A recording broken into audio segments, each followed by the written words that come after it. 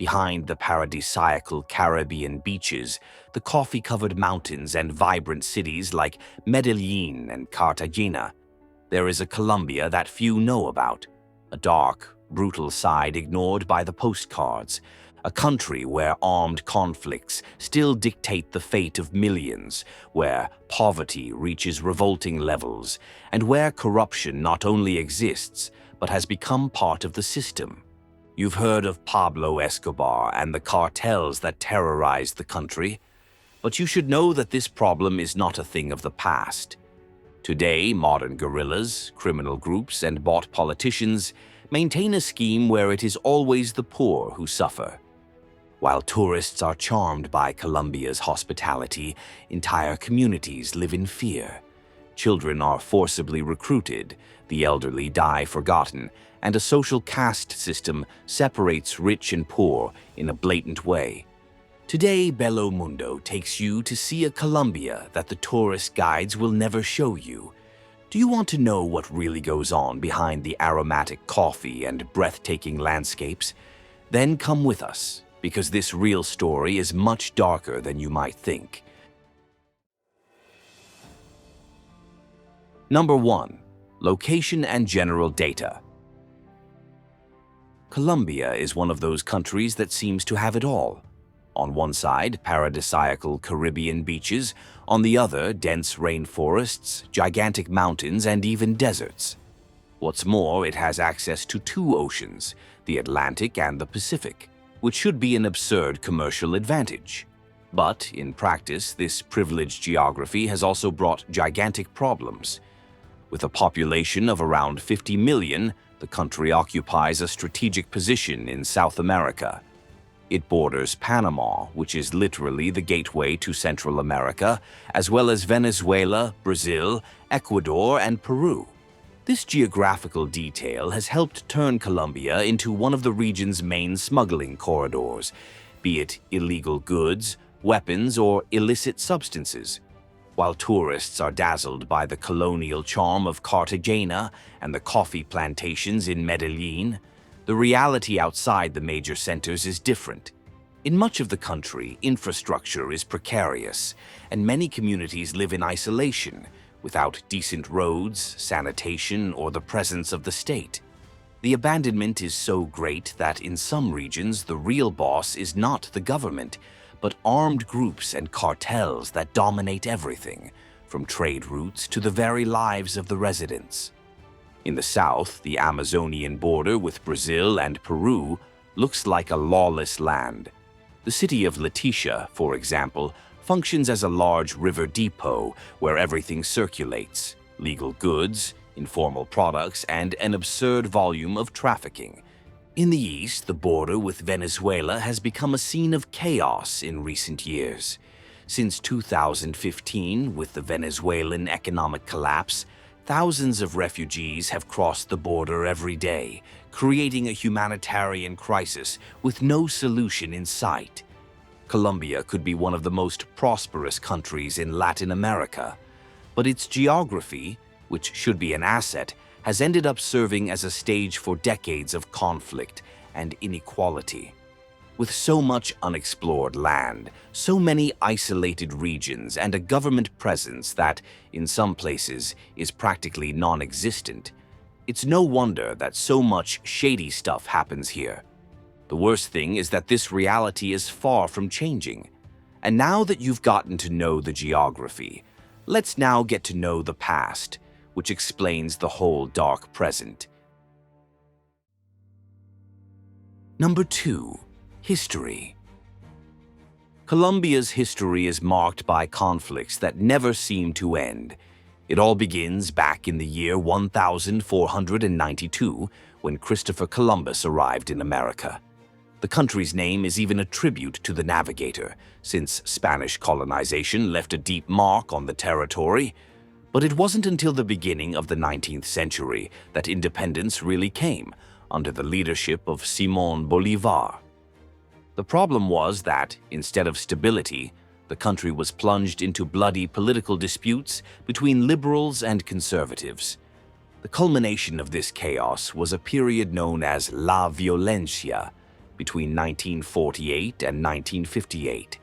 It was 10 years of pure terror, with massacres, persecution, and a death toll that still haunts the country's memory to this day. When the conflict finally ended, the country was still far from finding peace. In the 60s, social inequality and the concentration of land in the hands of a few landowners led to revolt among peasants and rural workers. It was against this backdrop that armed guerrillas emerged, promising to fight against the government and the economic elite. The FARC, or Revolutionary Armed Forces of Colombia, began as a Marxist-inspired movement, supposedly to defend peasants and redistribute land. The ELN, the National Liberation Army, followed a line more in line with Che Guevara's revolutionary idealism. The M19, on the other hand, was born as an urban and nationalist organization, betting on direct actions against the government and corruption. At first, these groups claimed to be fighting for social justice, but soon their tactics began to involve attacks on civilians, kidnappings, and extortion. What began as an insurgency against the system turned into a nightmare for the population. The FARC grew rapidly and began to finance itself through criminal activities, mainly drug trafficking and the kidnapping of civilians. In response, far-right paramilitary groups began to emerge, such as the AUC, the United Self-Defense Forces of Colombia. These paramilitaries were financed by large landowners, politicians, and businessmen who saw the guerrillas as a threat. And in many cases, the Colombian army itself turned a blind eye or even secretly collaborated with these groups. The civilian population, especially in the interior of the country, was caught in the crossfire and paid the highest price. In the 80s and 90s, Colombia gained worldwide fame for the wrong reasons. The drug cartels turned the country into a real battlefield. The Medellin cartel, led by Pablo Escobar, and the Cali cartel fought a bloody battle for control of the drug trade. Bombings, assassinations of politicians, and kidnappings became part of everyday life. For those living in Colombia at that time, leaving the house meant taking risks all the time. In 2016, after decades of failed attempts, the government signed a peace agreement with the FARC. But anyone who thinks that this has solved everything is mistaken. The National Liberation Army is still active, and many factions of the Revolutionary Armed Forces refuse to accept the treaty and continue to operate in organized crime. Today, in the middle of 2025, we see a new panorama. On the one hand, attempts at pacification and the reintegration of former guerrillas. On the other, the continuity of armed groups that finance themselves through drug trafficking, extortion, and illegal mining. You only have to leave the tourist capitals to find a Colombia that is still very similar to that of the 90s. Violent, unequal, and abandoned. And we'll talk more about this guerrilla warfare later, because first we're going to talk about another dark side: social problems. Number 3. Inflation and economic crisis. Colombia may not be facing an economic collapse as extreme as that of neighboring countries like Venezuela or Argentina, but that doesn't mean the situation is calm. On the contrary, the country experiences cyclical economic crises, always linked to a dangerous combo: dependence on foreign markets, chronic corruption, armed conflicts, and poor infrastructure. In recent years, inflation has increasingly squeezed people's pockets. In 2024, for example, the rate exceeded 13%, eroding families' purchasing power and pushing up the price of basic items. And as if that weren't enough, the Colombian peso continues to fall, making imported products even more expensive. The result? Life has become much more difficult for millions of Colombians. Now, why is this crisis weighing so heavily? The answer lies in the countryside. Agricultural production suffers from a lack of roads, threats from armed groups, and extortion from guerrillas and cartels. Many peasants simply can't sell their goods, and the only way out is to abandon their land and migrate to the big cities in search of opportunities. But here comes another problem. The urban labor market can't absorb everyone. Unemployment rises, wages don't keep up with inflation, and in the end, it's the poor families who suffer the most, spending almost everything just to put food on the table. Meanwhile, governments rely on palliative measures, such as temporary subsidies and assistance programs, but avoid tackling the problems head-on. Corruption continues to embezzle billions, the concentration of land remains in the hands of a few, and the absence of the state in many regions makes entire communities hostages to armed groups. And this time, bomb is only going to explode again. Because at the end of the day, when the economy crashes, it's always the poorest who pay the highest price. And it's this brutal inequality that we're going to talk about now. Number 4. Poverty and inequality. There's no denying it. Colombia is one of the most unequal countries in Latin America. On the one hand, people parade around in luxury shopping malls, neighborhoods full of gated communities and expensive restaurants. On the other, millions of people living without the basics: food, drinking water, electricity. The numbers are absurd. In 2024, around 36% of Colombians live in poverty.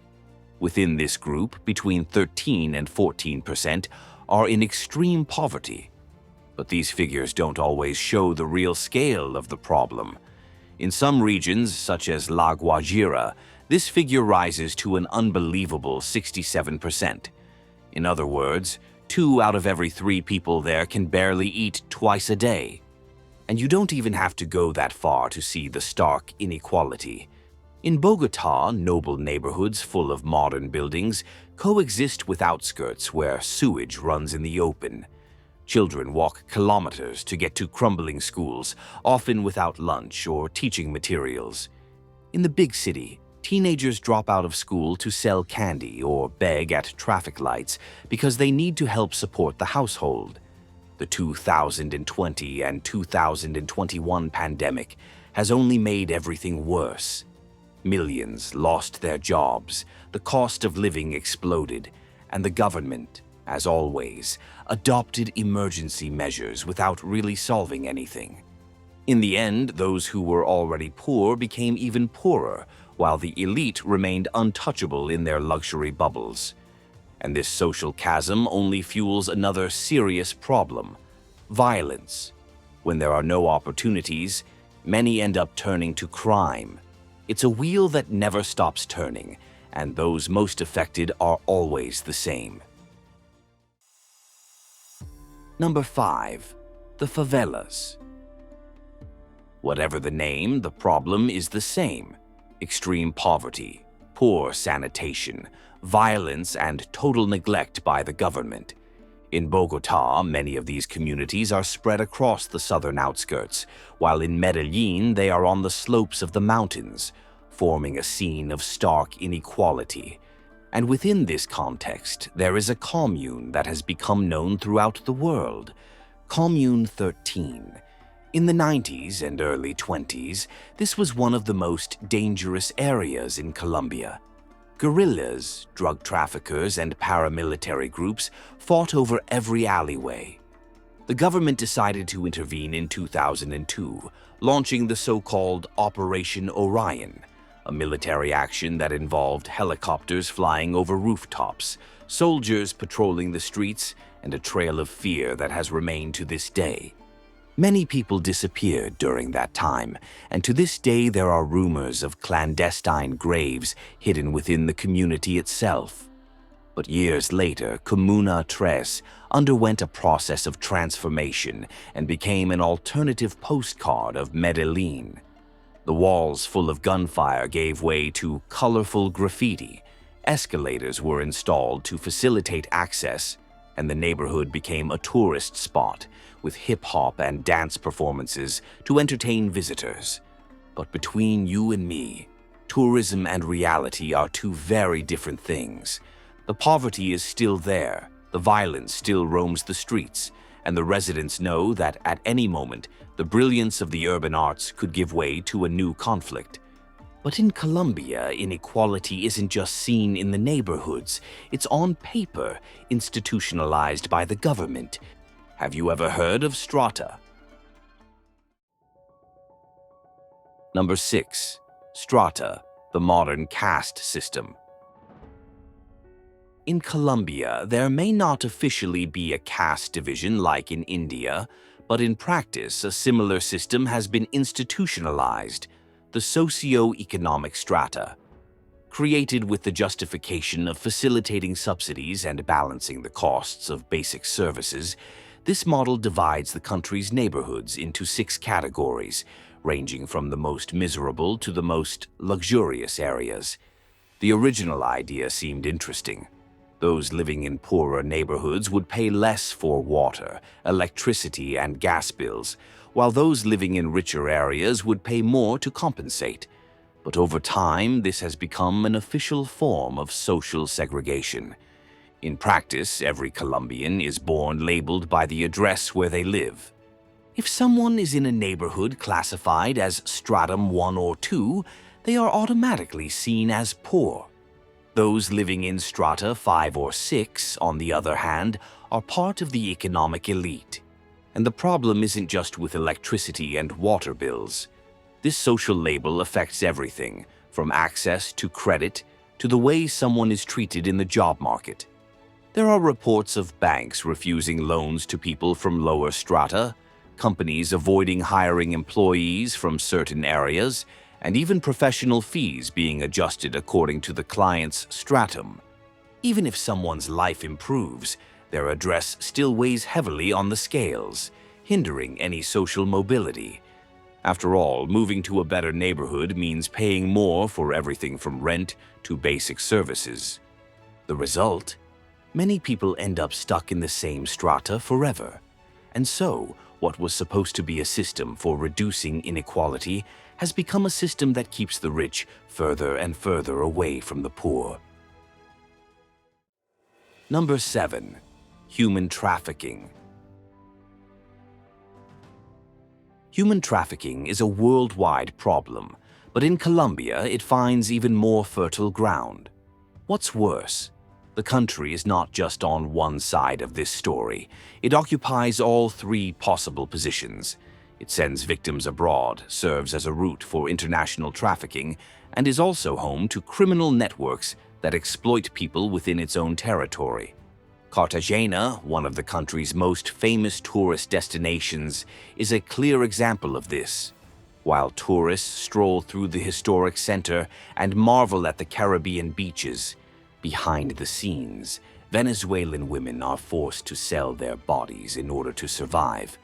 In Cali, indigenous Ecuadorian children are trafficked to live on the streets begging. Colombian women disappear every year, taken to China or Chile with promises of work that never materialize. And in rural areas, men are lured into forced labor on plantations or in illegal mining. It sounds absurd, but this market moves billions of dollars every year. According to the UN, human trafficking generates around $32 billion globally, and Colombia, steeped in inequality and conflict, has become a strategic point for this dirty industry. The problem is even more serious in regions affected by violence. For example, areas dominated by FARC or ELN guerrillas are often true lawless zones, where the state simply doesn't exist. This is where traffickers take advantage of the desperation of displaced families, offering false promises of employment to women and children who, in reality, are about to enter an exploitation scheme. And the situation is only getting worse. Between 2012 and 2014, a UNODC report identified more than 63,000 victims of human trafficking in 106 countries. Just the tip of the iceberg, because for every case recorded, dozens, perhaps hundreds, go unnoticed. In Colombia, 62% of the victims between 2010 and 2022 were sexually exploited, a figure that highlights the brutality of this crime, where, unlike other countries where forced labor is the focus, forced prostitution predominates, and women and girls suffer physical violence 3 times greater than men. Number 8. Child abuse. And while we're on the subject of prostitution, now let's talk about one of Colombia's most painful wounds: child abuse. Large cities like Medellin, Cartagena, and Santa Marta, known for their tourists, cruises, and night parties, are also the scene of these mass activities. Unfortunately, many underage girls and boys end up being sexually exploited, both in traditional areas, known for being the hotspot for adult entertainment, and in brothels in the rundown center of Medellin. Many foreigners, as well as locals, seek out this clandestine market, paying high sums and counting on the connivance of pimps, bar owners, taxi drivers, and even criminal networks. Shocking stories, such as that of American Timothy Allen, caught with 2 girls aged 12 and 13 in a hotel in Medellin, show that this is not an isolated case. Despite occasional police operations, impunity still reigns. Corruption, fear of reporting, and even the connivance of some hotels and bars form a sinister system. For the children, there is irreparable trauma. For Colombia, there is the stain of being an increasingly talked about destination for child tourism. Number 9. Webcam. Within this dark world of sexual exploitation, one phenomenon has grown alarmingly: webcam studios. In these spaces, young people, both women and men, make live erotic transmissions to clients from all over the world. In Colombia, this type of work has become a real market, worth millions of dollars. The recruitment promise is always the same: earn dollars without leaving the country. But the reality is quite different. Many face exhausting working hours in cramped, unventilated rooms, using unsanitary shared toys, and dealing with pressure from managers who impose absurd targets. To keep the public paying virtual tips, they have to feign satisfaction and often go beyond their own limits. What's worse, there is no shortage of reports of women suffering injuries, catching recurring infections, or even being blackmailed into doing things they would never accept in any other situation. The psychological pressure is enormous, not to mention the lack of privacy. Unfortunately, the government does nothing and turns a blind eye to this industry that makes millions, usually in the hands of foreign entrepreneurs. Many people see webcamming as a safer alternative to street prostitution, but the vulnerability is still enormous, and the promises of wealth are often just an illusion. In the end, webcam studios are just another reflection of the economic crisis and the lack of decent opportunities, especially for young women. Number 10. The risk of being a woman. Whether it's tourism, self-employment, or the daily routine of the locals, being a woman in Cartagena is a daily challenge. And it's not just human trafficking, prostitution, or webcam studios. The problem goes beyond that. Any woman walking around the historic center at night could be mistaken for a prostitute. That's right. According to an article published by Litchi.org on September 23, 2019, the city has become a famous destination for sex tourism, and because of this label, women who simply leave work late and decide to grab a bite to eat in a bar are already at risk of humiliating approaches. The police themselves have been reported for embarrassing searches, insults, and even unwarranted arrests. And when machismo is mixed with racism and xenophobia, the situation gets worse. Black women in Cartagena face even greater prejudice, since tourist advertising has helped to create a hypersexualized image of them, as if they were exotic attractions. And now, with the arrival of Venezuelan women fleeing the crisis, a new type of discrimination has emerged. For many, Venezuelan women have become synonymous with prostitution. It's a perverse cycle. Number 11. Structural racism. Speaking of prejudice, let's talk about racism. Despite the strong Afro-descendant and indigenous presence in Colombia, racism remains a structural problem that many insist on ignoring. It's the same old story. Prejudice doesn't need to be explicit to exist. It shows itself in unemployment figures, in the quality of public services, and in the total lack of representation of these populations in positions of power. To understand this better, just look at the country's geography. Along the Pacific coast and in the Caribbean, Afro-Colombian communities are the majority. In the Amazon and rural regions, indigenous peoples are trying to preserve their traditions amid government neglect. But regardless of the group, the pattern is the same: fewer opportunities, lower wages, and an almost invisible presence in the economic and political elite. In big cities like Cali and Cartagena, racism is evident in the segregation between wealthy neighborhoods and marginalized areas. While more affluent areas are dominated by white or light-skinned mestizos, Black communities are concentrated in precarious neighborhoods with poor infrastructure and high rates of violence. The same goes for indigenous people, who are often forced to leave their land and end up in urban slums, where they face not only extreme poverty, but also prejudice that treats them as second-class citizens. One of the most striking examples of this inequality is in the Choco region.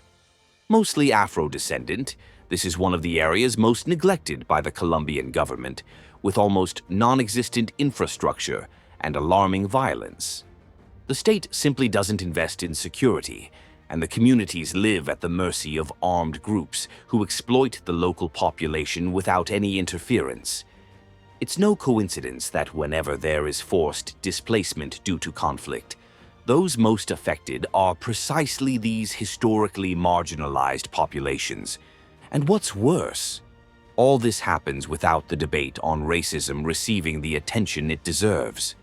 Racial inequality in Colombia is a structural problem that spans centuries, but it is still treated as if it were just a consequence of poverty, without recognizing racism as a determining factor. Meanwhile, the victims of this system continue to wait for justice and opportunities that never come. Number 12. Abandoned old age. Another group that suffers in this system are the elderly, who are thrown further and further into poverty every day. With sky-high inflation and reduced pensions, many elderly people can't survive on what they receive in retirement, if they receive anything at all. In rural areas, then, there is practically no pension coverage. Unable to afford medicine and with poor or non-existent hospitals where they live, they are at the mercy of poor family members or have to continue working in underemployment. The scene of men and women selling candies on the streets of Bogotá, Medellín, and Cartagena is not uncommon. In several cities, NGOs and churches improvise community kitchens to ensure that at least some of these people have something to eat. In extreme cases, they become homeless or end up in precarious homes, many suffering abuse or abandonment. The state, for its part, doesn't seem to prioritize this age group either. Social assistance projects for the elderly are insufficient, and rising prices make matters worse. Number 13. Guerrillas. Remember how we talked about guerrillas and guerrillas at the beginning of the video?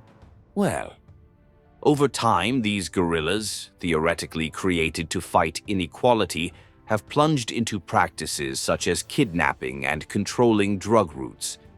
The ELN, for example, began with the aim of overthrowing the capitalist system and establishing a socialist regime. But today, in the regions where it operates, Arauca, Catatumbo, Choco, the population suffers from extortion and restrictions on movement. Recently, the current government tried to negotiate peace with the ELN, but the violence on the border with Venezuela has shown that they are still active. There are also FARC dissidents, such as the Second Marquetalia of Ivan Marquez, and other former leaders who have returned to arms, claiming that the government has not kept its promises of land reform. These groups control regions rich in natural resources, such as gold, forests, and oil, and exercise parallel authority over rural communities. At the same time, there are paramilitary groups that emerged after the demobilization of the United Self-Defense Forces of Colombia, known by the acronym AUC in 2006, today called BACRIM, which means criminal bands. The Clan del Golfo, AGC, and others stand out, operating like cartels, extorting, trafficking, and imposing local justice. In many areas, it's not the government that sets the rules, but these factions, which tax those who move goods and sometimes force peasants to plant coca.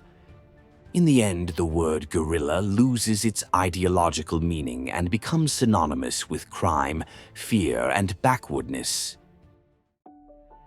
Number 14. Recruitment of children. One of the greatest atrocities in the context of armed conflicts is the forced recruitment of minors.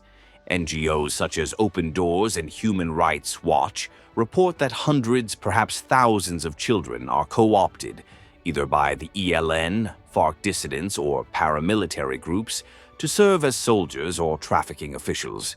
In poor rural areas with no schooling or prospects, these groups offer some money, clothes, and food.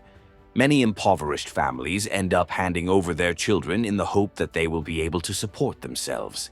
In other cases, it's pure terror. Either the child accepts or the family suffers retaliation. These minors take on tasks such as guarding roads, transporting weapons or illicit substances, gathering information, and, in not a few cases, being sent into combat. The groups defend themselves by saying that they volunteer. But the reality is that without opportunities to work or study, this volunteering is forced. The psychological consequences are devastating: trauma, loss of childhood, difficulty reintegrating into society. Even those who leave these factions are left scarred, facing prejudice and without sufficient support from the state. Number 15. Trafficking and cartels. If guerrillas are already a problem, drug trafficking adds even more fuel to the fire. Colombia is still the world's largest producer of cocaine, and even after Pablo Escobar's death in 1993, the cartels didn't disappear, they transformed. Today, the drug trade is a veritable criminal multinational, operating sea, river, and land routes that cross the country and reach consumer markets in the United States, Europe, and even Asia. The Pacific Coast has become a strategic corridor for the transportation of drugs in super-fast speedboats and even improvised submarines. Inland rivers like the Amazon are used to transport shipments to the borders with Brazil and Peru. And Venezuela?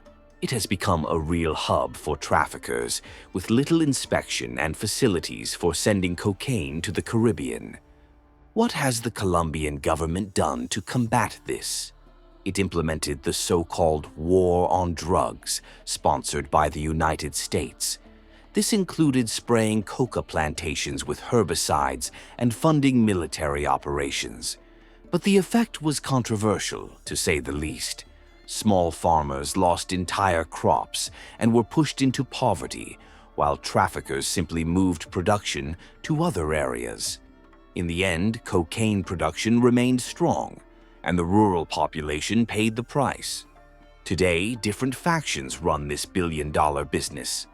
The Clan del Golfo, also known as the Autodefensas Gaitanistas de Colombia, AGC, was born out of the old paramilitaries and has become one of the most powerful criminal organizations in the country, with influence in Antioquia, Córdoba, and the Urabá region. Then there's the Oficina de Envigado, an organization that survived the Medellin cartel and reinvented itself as an extortion and trafficking group. And we can't forget the FARC dissidents and the ELN itself, which, as well as being guerrillas, now also control part of the drug production and refining chain. But drug trafficking in Colombia doesn't work alone. It has connections with the whole world. Mexican cartels, such as Sinaloa and Jalisco New Generation, buy cocaine directly from Colombians and distribute it throughout the United States. In Europe, Italian and Russian mafias, and even criminal groups from Albania get involved, not to mention Peru and Bolivia, which supply coca leaves and refining materials. And beyond cocaine, these cartels have diversified into arms trafficking, petrol smuggling, illegal gold mining. It's organized crime that acts like a transnational company. The result of all this, as you can imagine, is that in many communities these groups are the law. They collect taxes from the population, control who comes in and who goes out, and even decide which products can be sold in local shops. It's a parallel state where anyone who defies the rules can simply disappear. The fact is that as long as there is global demand, drug trafficking will continue to be a highly profitable business. And as long as the cartels continue to make billions, the violence in Colombia is unlikely to end. Number 16. Corruption. If Colombia has so many social and economic problems, corruption is the glue that keeps everything in this vicious cycle. No matter which government takes over, history repeats itself. Politicians getting rich while millions live without access to the basics. In recent years, the country has been the scene of scandals involving the embezzlement of funds from education, health, and even social programs aimed at indigenous and peasant communities. Bribes in public works, contracts over invoicing schemes, and public money disappearing into tax haven accounts have become routine. Ministers, governors, and even former presidents have been accused of involvement in millionaire scams, but in the end, few actually pay for what they have done. Meanwhile, the population continues to lack security, well-equipped hospitals, and quality schools. Every peso that should go towards improving the country's infrastructure ends up in the pocket of some political figurehead or in shady deals with businessmen and criminal gangs. The result? Total disbelief in the system. Thousands of Colombians simply no longer trust the police, the justice system, or their own government. Many people avoid reporting crimes, from small financial scams to serious abuses, because they believe it won't do any good, since the powerful will always get away with it. And in the midst of all this, NGOs, community groups, and international aid end up holding the line. Many regions only survive because outside organizations provide aid, since the government itself seems unable or simply unwilling to solve the problems of those who need it most. In the end, corruption is not just a political problem. It is the reason why so many other problems continue to exist. Poverty, violence, human trafficking, drug trafficking, and inequality. As long as the money that was supposed to change the country continues to flow through the fingers of the corrupt, deep Colombia will remain forgotten, waiting for changes that never come. If you've made it this far, you've already seen that Colombia isn't just a tourist destination with paradisiacal beaches and award-winning coffee. Behind the stunning landscapes lies a country full of contrasts, violence, and challenges that few people see. Now, we want to know, which of these realities shocked you the most? Leave a comment and share this video so that more people get to know the other side of Colombia, the one that doesn't appear in the travel brochures. And of course, don't forget to subscribe to Bello Mundo and turn on notifications to keep following our dives into the hidden face of countries that, deep down, have much more to show than postcards. See you in the next video.